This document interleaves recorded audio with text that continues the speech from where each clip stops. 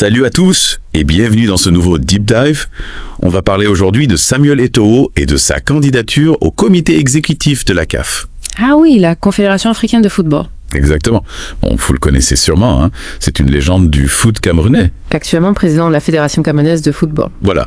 Mais son parcours est aussi marqué par des controverses et ces derniers temps par des batailles juridiques. Oui, on va décortiquer tout ça ensemble. On va essayer de comprendre ce que cette situation révèle sur la gouvernance du football africain. Absolument, l'objectif d'Eto'o, c'est d'accéder à un poste de leader au sein du foot africain. Mais sa candidature a été rejetée en janvier 2025 par la CAF. Ah bon, hein? Oui, ils ont évoqué des préoccupations éthiques en lien avec des sanctions que la FIFA lui a imposées en septembre 2024. Des sanctions assez lourdes d'ailleurs, si je me souviens bien. Tout à fait, la FIFA l'a banni pour 6 mois de toute activité liée aux équipes nationales camerounaises. Ah oui, quand même. La raison faux. Des comportements jugés inacceptables lors de la Coupe du Monde féminine U20 en Colombie. D'accord. Donc on a d'un côté un joueur de légende qui aspire à diriger le football africain. Et de l'autre, des accusations de comportements inappropriés qui viennent ternir son image. On est en plein dilemme. Est-ce que les actions du passé, même condamnées, doivent empêcher quelqu'un d'accéder à des responsabilités? C'est une question centrale dans ce débat. Et elle nous amène à nous interroger sur le rôle du comité exécutif de la CAF. C'est l'un des organes les plus importants du foot africain. Il définit la stratégie continentale, prend des décisions financières, gère l'organisation des tournois. Les enjeux sont colossaux. Imaginez l'influence que pourrait avoir Eto'o s'il était élu à ce comité. Et il faut ajouter à ça que sa présence pourrait potentiellement remplacer celle de son compatriote Seydou Mbombo Mani-Joya au sein du comité. Ah oui! 2 Camerounais à des postes clés, ça changerait la donne. Effectivement, ça donnerait beaucoup de poids au Cameroun, au sein de la CAF. Mais revenons à la situation actuelle. Face au rejet de sa candidature, Eto'o a décidé de ne pas se laisser faire. Lui et la FECAFOOT ont saisi le tribunal arbitral du sport, le TAS, pour contester la décision de la CAF. Et le TAS a rendu son verdict très rapidement, si je ne m'abuse. Oui, très rapidement. L'audience a eu lieu le 3 mars et la décision est tombée seulement 4 jours plus tard, le 7. Oui, c'était juste avant les élections de la CAF, prévues le 12 mars. Et le verdict a été favorable à Eto'o. Le TAS a ordonné à la CAF de l'inclure sur la liste des candidats. Victoire pour Eto'o, donc. Mais est-ce que ça signifie pour autant qu'il est blanchi de tout soupçon? Pas vraiment. Le TAS n'a pas innocenté Eto'o. Il a simplement estimé que les informations présentées par la CAF n'étaient pas suffisantes pour justifier son exclusion. Les questions éthiques n'ont pas été tranchées. Donc la porte reste ouverte à toutes les interprétations. D'un côté, on pourrait dire qu'Eto'o est réhabilité, puisqu'il peut se présenter aux élections. Mais de l'autre, le doute persiste sur son comportement passé. Exactement. Et ça soulève des questions intéressantes sur le fonctionnement de la CAF. Leur processus de décision, leur transparence sont mis en lumière par cette affaire. C'est vrai. On voit bien que cette situation embarrasse la CAF, surtout à quelques jours des élections. Et pendant ce temps au Cameroun, la décision du TAS a été accueillie avec beaucoup d'enthousiasme d'après ce que j'ai pu lire dans la presse. Oui, on voit dans cet article de Jeune Afrique paru le 8 mars que la popularité d'Eto'o reste intacte au Cameroun. Beaucoup de supporters voient en lui un sauveur, quelqu'un qui peut redorer le blason du football africain. Il est considéré comme un symbole de réussite à modèle pour les jeunes générations. Absolument. Et cette image positive qu'il a au Cameroun, il va devoir la faire valoir auprès des autres fédérations africaines s'il veut être élu au comité exécutif de la CAF. D'autant plus que si l'on en croit France 24, la réélection de Patrice Motsepe à la tête de la CAF semble assurée puisqu'il est le seul candidat. Donc l'attention va se porter sur les autres postes et la compétition s'annonce rude. Oui, et la question est de savoir si Eto'o pourra convaincre les électeurs malgré les controverses qui l'entourent. Parce qu'il ne faut pas se leurrer, son passé risque de le handicaper dans cette campagne. C'est certain. Mais il a aussi des atouts de taille. Une immense expérience du football de haut niveau, une renommée mondiale et un charisme indéniable. Alors, est-ce que ses qualités de leader et son aura suffiront à faire oublier les erreurs du passé? Est-ce qu'il parviendra à convaincre les fédérations africaines de lui faire confiance? La suite au prochain épisode. On a vu dans la première partie que la candidature de Samuel Eto'o au comité exécutif de la CAF était semée d'embûches. Mais malgré les sanctions de la FIFA, il garde une image très positive dans son pays, le Cameroun. C'est vrai, et cet article de Jeune Afrique qu'on a évoqué tout à l'heure le montre bien. Pour beaucoup de Camerounais, Eto'o est un héros. Il voit en lui quelqu'un qui peut faire bouger les lignes du football africain. Absolument. Il incarne ce désir de changement, de modernisation qu'on retrouve chez de nombreux supporters. Mais il porte aussi le poids de son passé, de ses erreurs, qui peuvent faire douter certains. Et justement, est-ce que le fait que le TAS ait validé sa candidature ne relance pas le débat sur la place de l'éthique dans la gouvernance du football africain? On a vu qu'ils n'ont pas vraiment blanchi. Eto'o, ils ont juste estimé que la CAF n'avait pas suffisamment de preuves pour le disqualifier. C'est un point crucial. La décision du TAS ne signifie pas qu'on excuse les actions d'Eto'o. Elle soulève plutôt la question de la proportionnalité des sanctions, de la possibilité de rédemption et du poids du passé dans le jugement d'un individu.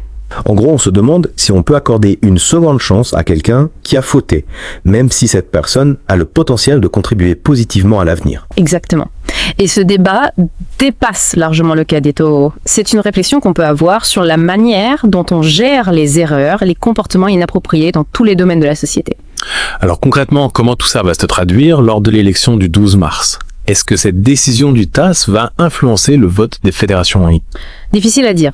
L'élection au comité exécutif de la CAF est un processus complexe avec des jeux d'influence, des alliances stratégiques, des intérêts divergents. Chaque fédération nationale a une voix et c'est le candidat qui obtient le plus de voix qui remporte le siège. Eto'o doit donc convaincre un maximum de fédérations. Et là, son passé, sa réputation vont forcément peser dans la balance. Bien sûr. Mais il ne faut pas sous-estimer son réseau, ses contacts dans le monde du football. On parle d'un ancien joueur du Barça et de l'inter d'un quadruple ballon d'or africain. Il a côtoyé les plus grands joueurs, les plus grands dirigeants. Il a une aura, une influence que peu de personnes peuvent se targuer d'avoir. C'est vrai, sa carrière de joueur lui confère une légitimité, une crédibilité que beaucoup de ses concurrents n'ont pas. On peut imaginer deux scénarios. Soit son passé le rattrape et il échoue à convaincre les électeurs. Soit il réussit à transcender les controverses, à mobiliser ses soutiens et à s'imposer comme une figure incontournable du football africain. Exactement. Et si jamais il est élu, quelles seraient les conséquences pour le football africain? Qu'est-ce que ça changerait concrètement? C'est la grande question. Parce qu'on sait qu'Etiduoko a des idées qu'il n'a pas hésité à critiquer la gestion du football africain par le passé. Il a souvent dénoncé la corruption, le manque de transparence, le manque d'investissement dans la formation des jeunes. Oui, il a toujours défendu le développement du football africain. S'il est élu, il aura une tribune pour faire entendre sa voix, pour essayer de changer les choses de l'intérieur. Mais attention, la route sera longue et semée d'embûches. Il risque de se heurter à des résistances, des intérêts en place, qui ne verront pas forcément d'un bon œil ses ambitions de réforme. C'est certain, le football africain, comme tout système complexe, a ses propres règles, ses propres dynamiques. Il ne sera pas facile pour Eto'o de bouleverser l'ordre établi. Il va devoir faire preuve de diplomatie, de patience et sans doute aussi de pragmatisme. En somme, apprendre à jouer le jeu politique est composé avec les différentes forces en présence. Et on ne peut pas oublier son tempérament parfois impulsif qui pourrait lui jouer des tours. On se souvient de certains épisodes où il a manqué de diplomatie, où il s'est mis à dos des personnes influentes. S'il veut réussir au sein de la CAF, il devra sans doute apprendre à maîtriser ses émotions, à être plus stratège. Ce qui est certain, c'est que cette élection du 12 mars sera un moment crucial pour Samuel Eto'o, un tournant dans sa nouvelle carrière de dirigeant. Et peut-être aussi un tournant pour le football africain. Le verdict des urnes nous le dira. Bon, on reprend notre deep dive consacré à Samuel Eto'o et à son ambition d'intégrer le comité exécutif de la CAF. L'élection a eu lieu le 12 mars et on a maintenant le verdict. Oui. Est-ce qu'Eto'o a réussi à convaincre les fédérations malgré les controverses? Eh bien, la réponse est oui. Samuel Eto'o a été élu au comité exécutif de la CAF. Incroyable, on se demandait si son passé allait le rattraper. Mais il a finalement réussi à s'imposer. C'est une victoire qui en dit long sur sa capacité à mobiliser ses soutiens. On voit que son influence, son réseau dans le monde du football sont considérables. Il a su convaincre suffisamment de fédérations de voter pour lui, malgré les sanctions de la FIFA, malgré les doutes qui planaient sur son comportement. Ça nous en dit long aussi sur le fonctionnement de la CAF, sur le poids des personnalités des réseaux d'influence. Tout à fait. Cette élection confirme que le football africain est un monde complexe où les enjeux politiques et personnels sont omniprésents. Maintenant qu'il est élu, qu'est-ce que ça change concrètement? On sait qu'Eto'o a des ambitions pour le football africain, qu'il veut faire bouger les lignes. Oui, il a toujours été très critique envers la gestion du football africain. Il a dénoncé la corruption, le manque de transparence, le manque d'investissement dans la formation des jeunes. Il a maintenant l'opportunité de mettre ses idées en pratique. Il a une tribune pour faire entendre sa voix, pour essayer de changer les choses de l'intérieur. Exactement, mais la route sera longue et semée d'embûches. On l'a vu, le comité exécutif de la CAF est un lieu où les rapports de force sont permanents. Il y a des jeux de pouvoir, des alliances, des rivalités. Eto'o devra naviguer avec prudence s'il veut faire avancer ses projets. Il va devoir composer avec les différentes forces en présence, faire preuve de diplomatie de patience. Et peut-être aussi apprendre à maîtriser son tempérament, parfois impulsif, qui pourrait lui jouer des tours. Tout à fait. On se souvient de certains épisodes où il a manqué de tact, où il s'est mis à dos des personnes influentes. S'il veut réussir au sein de la CAF, il devra sans doute faire preuve de plus de mesures, de plus de stratégie. En somme, devenir un véritable politique du football. C'est ça. Il va falloir qu'il apprenne les codes, les règles du jeu, s'il veut avoir un impact réel sur la gouvernance du football africain. L'arrivée d'Edoli au centre de la CAF est un événement majeur. C'est une nouvelle ère qui s'ouvre pleine de promesses, mais aussi d'incertitudes. On va suivre tout ça de très près, bien sûr, et on vous tiendra au courant des développements dans nos prochains Deep Dives. Absolument, l'histoire n'est fait commencer. Merci de nous avoir suivis dans cette plongée au cœur du football africain. On espère que vous avez apprécié ce Deep Dive. À bientôt pour de nouvelles aventures.